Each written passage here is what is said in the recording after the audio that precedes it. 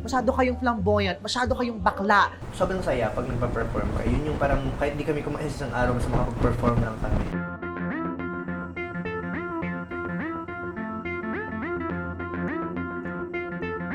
Minsan iniiyak ko dahil nakakapagod din naman po yung ginagawa namin, pero sobrang mahal po namin yung ginagawa namin.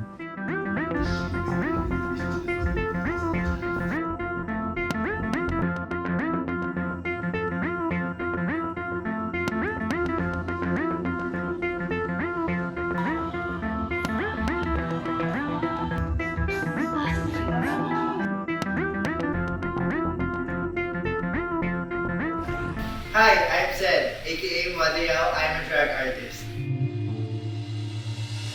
When I was 14 years old, dun ko first na-experience yung drag kasi meron talaga akong cousin from Davao na drag queen talaga siya. I do dance, stunts, and yun, lip syncs with dance, lip sync with stunts, lip sync with production, like may mga backup, ganun po yung ginagawa ko as a drag queen. Like parang ikaw yung pop star, ikaw yung bida.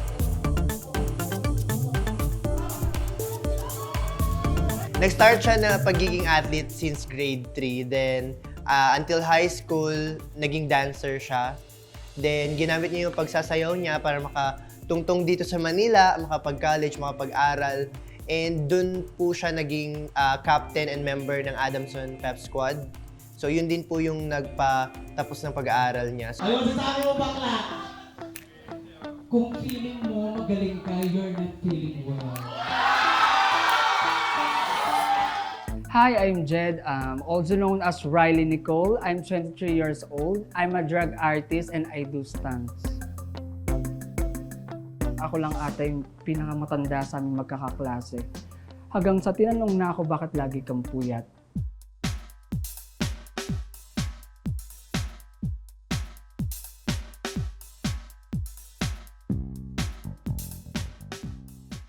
Pag umattend ako ng online class, and sinabi ko po na nag-work po ako sa gabi at din po ako tinanong kung anong work ko. Then nung una hindi pa po nila alam yung drag artist at doon ko po pinaliwanag kung ano po yung drag artist. Then ayun, may wow. May wow po sa kanila na ito pala yun. Ito pala yun.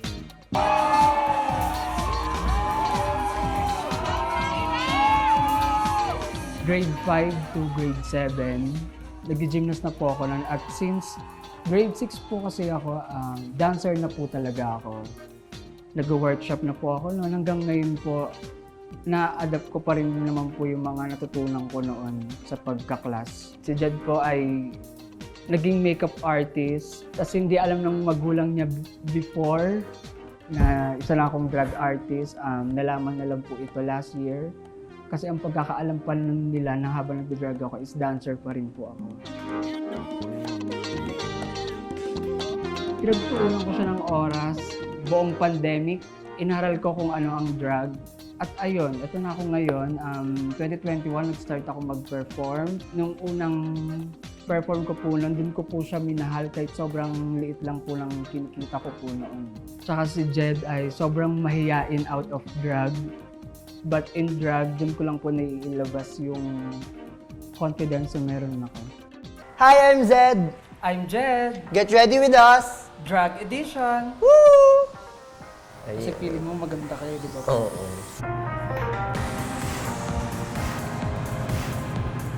Siyempre, kailangan mo ng trademark sa drag, ganun.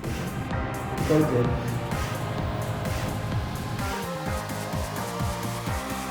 Only son ako pero hindi ko na-experience magkaroon ng father, mother, lolo or lola kasi pinalaki ako ng auntie ko. So, ayun, growing up, parang ito yung mga side ganap ko, like pagiging taekwondo player, pagiging dancer, pagiging performer.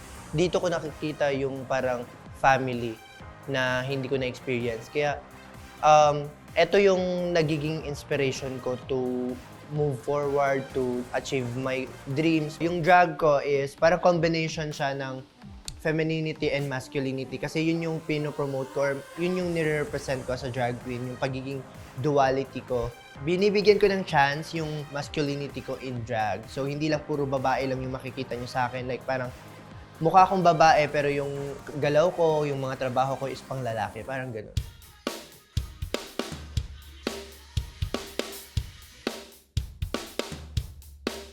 Minsan iniiyak ko dahil nakakapagod din naman po yung ginagawa namin, pero sobrang mahal po namin yung ginagawa namin. Ayun po, yung motivation ko na para makapagpatuloy sa work ko is yung palakpakan, hiyawan at yung appreciation ng mga tao.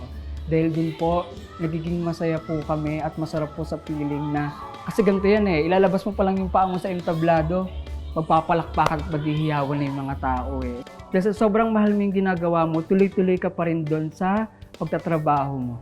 Pagdadrag talaga mahal, like pagdating sa wigs and costume. Kaya bago ka pumasok ng drag, syempre, unang-una sa lahat, mamahalin mo muna yung ginagawa mo. Kasi andyan na darating na sa point na gagastos ka ng for costume, sa mga wigs, tsaka lalo na pagdating sa performance, hindi mo mawawala din yung pagiging kabado mo. Totoo yun. Kailangan din mo talaga madiskarte ka kasi hindi lang naman ikaw yung drag queen sa Pilipinas. So madami ka ding kalaban sa show. So ako yung diskarte ko is pag nagpa-perform ako, pag may shows ako, yung kinikita ko doon, ini-invest ko ng mga bagong costume, ganyan.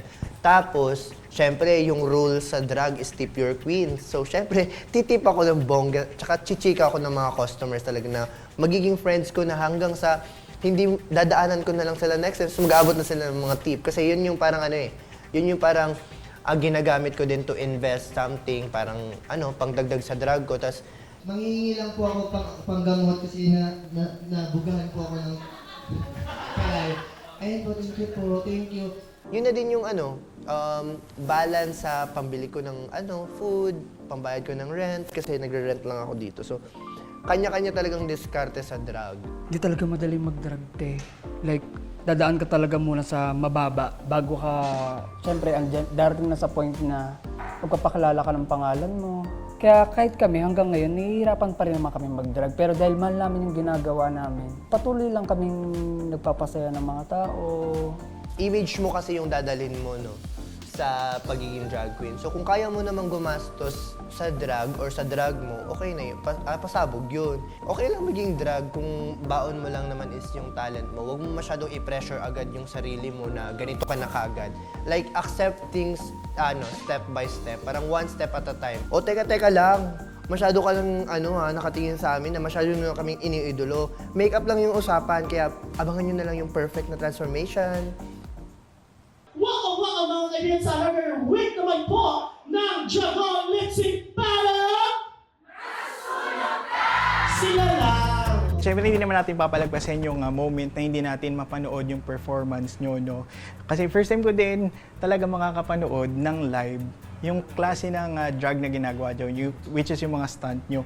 Pero bakit yung nabalitaan ko sa labas na kayong dalawa ay bukod sa magpe-perform mamaya na magkasabay, ay kasali daw kayong dalawa sa isang competition. Anong meron dito? Yes po, darating po talaga tayo sa ganun, sir, na magkakalaban po kayo. Pero friendly competition naman po siya. For the show lang po ang eksena. Pero kung mananalo po siya, okay lang. Kung mananalo po ako, okay lang. Ganun lang po talaga yung bonding namin.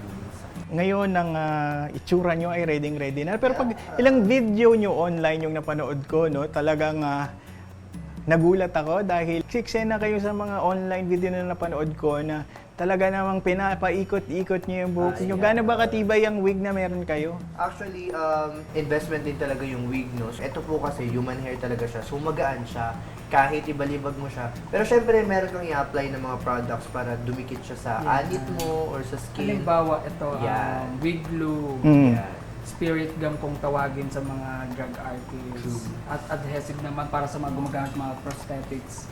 So, gaano katagal yung preparation para mabuo nyo yung outcome na ganyan yung itsura? Mostly 45 minutes to 2 hours, ganun. Carry naman pag ganun, buong-buo ka na nun. Maraming sinusuot na stockings, pads, para maghulmang babae kami. Pero ano masasabi niyo na may mga ilan na hindi naman talaga naiintindihan yung ginagawa nyo, yung pagdadrag? Mostly naman for now kasi sa generation ngayon, medyo sensitive na talaga, no? So, sa mga ganyang bagay po, parang lang, sinasarili na lang namin. So, if, yun nga, yung sabi ko sa inyo, kasi yung gender preference ko naman is a non-binary. So, if nakapang lalaki ko, lalaki ako. Pero kung nakapang babae ako, babae ako. Ikaw, Jed, saan ka komportable? Okay lang din naman kung ano yung sasabihin ng tao. Ayun, pero out of drag is, lalaki po talaga, lalaki manood. So every time na meron kayong performance ng ganito, gaano kayo ka-excited? Actually ako, medyo kabado pa din kasi ako pag nagpa-perform. So, excited talaga ako as always kasi gusto ko kahit number 1 ako na mag-perform para matapos lang siya. Ganun naman. Pero, sobrang saya pag nagpa-perform ka. Yun yung parang, kahit di kami kumain sa isang araw, mas makapag-perform lang kami.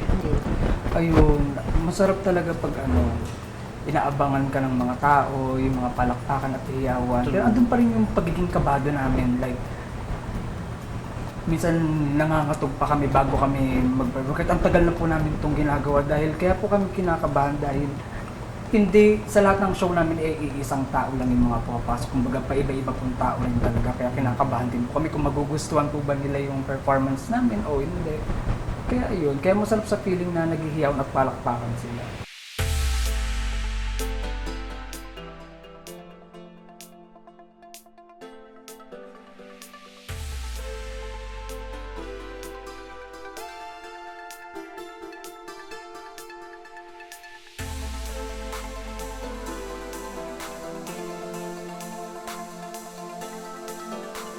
Nakasalalin po ang respeto namin sa laman ng inyong lamesa.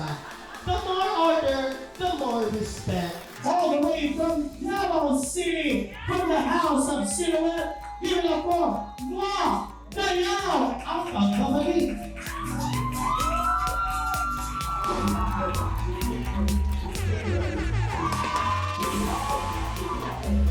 Another queen from the House of Silhouette, the Star Queen, give it up for Riley Nicole. Let the battle, the wildest, hottest lip sync battle, begin.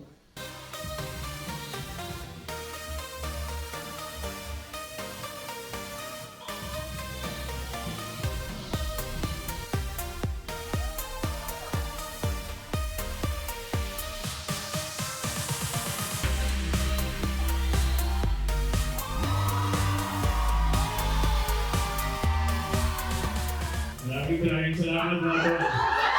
Thank you po.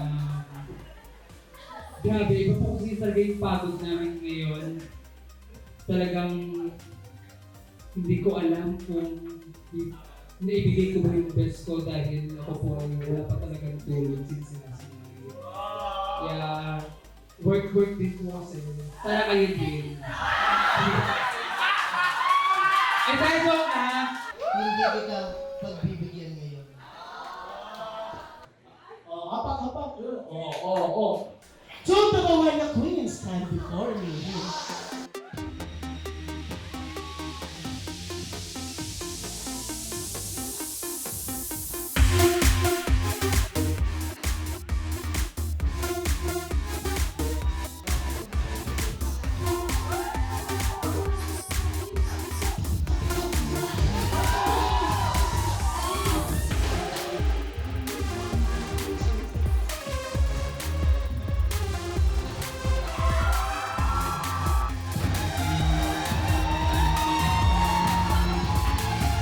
Sa mga baby drag queens, huwag nyo na ituloy kasi mawawala kami ng career. Charot. Hindi, kasi sobrang galing nila, as in, iba yung generation ngayon ng mga baby drag queens kasi ang galing na nila, yung advantage nila kasi yung available na lahat ng media sa kanila, like mapapanood na nila agad sa YouTube, sa Drag Race. I'm really proud of the new breed of young queens here in the Philippines kasi grabe yung caliber of drag that they're presenting. And like, if you asked me 3 years ago, like 2 years ago, kung kaya ko ba yun, parang hindi. If nag-aalangan ka pang maging artist, okay lang. Hindi kailangan simulan mo ngayon. Simulan mo siya kung kailan ka ready, kung kailan ka buo.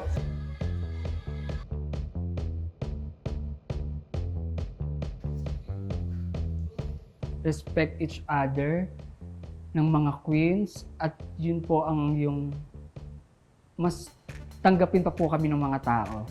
Like sa amin po kasi kami po ay mga nakilala po kaming stunt queens ay hindi naman po porke nag-i-stunts minsan po na-judge po kami na hindi po kami masyadong nag-lip-sync, hindi dahil dinadaan lang namin sa stunts, hindi po yun dahil doon. Dahil ayun po yung skills namin na ayun yung forte namin kakayahan namin na ang kaya namin ipanglaban din. For now, I will just go kung saan man ako dalhin ng paa ko, saan man ako dalhin ng pagiging drag queen ko. Basta, I know in myself na meron akong mga goals kung bakit ako naging drag queen or bakit ako nandito ngayon. Yung pagiging drag queen, yung pagiging performer. Kasi, yun yung motivation ko to live.